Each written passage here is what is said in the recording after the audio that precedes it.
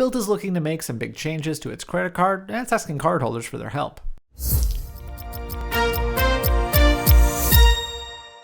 Hey everyone, this is Kyle from Finance News, your financial resource for a changing world, and today we're going to be discussing news about a survey being sent out to Bilt Mastercard holders about some of the things that they're thinking about for the future of the card. To start, knowing that Bilt credit card customers are a bit savvier than your regular credit card customer, it did ask what their primary card for spending was if it wasn't Bilt. However, the most interesting part of the survey is that it asked customers to pick one of two options in 3 different price points for a total of 6 different card propositions. So for example, you'd be shown 2 cards that have no annual fee, 2 cards that have a $95 annual fee, and then 2 cards that have a $550 annual fee, and then you got to say which of these 3 options that you selected would be your ultimate favorite. Some things I noticed across all of these cards were an emphasis on Bilt neighborhood dining, as well as Lyft and Walgreens. In terms of rewards, it also looks as though they're looking to add categories for gas and groceries, and in the case of the premium cards, direct flight booking rewards. Another thing to note about the annual fee versions of the cards that were presented is that they all include credits of some sort. These include credits for Bilt Travel Hotels, or Bilt Hotels as it's sometimes called,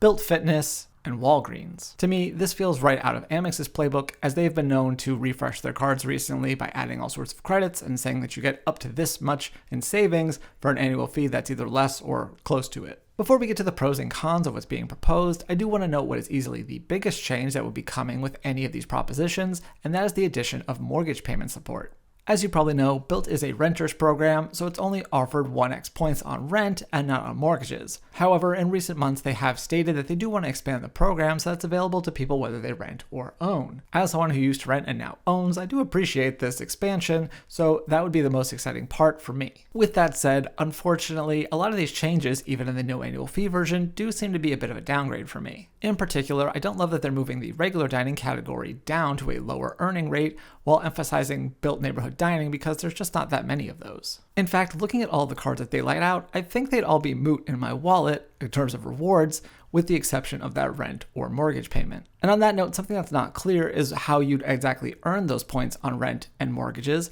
whether it would still be based on needing to make at least 5 transactions with the card in a single month, or whether they'd move to something like Mesa has where you need to spend $1,000 on the card in order to earn that. My hope would be that at least the premium card just lets you earn those points without any strings attached, but we'd have to see on that. So as for which one I ultimately chose in this survey, I went with one of the $95 ones. The reason for that is that I feel like the $50 Bilt hotel credit that's being proposed will be pretty easy to use, as well as the $60 for Walgreens. Of course, that $60 number for Walgreens does make me think that it's probably going to be broken down into $5 a month, but that's just speculation.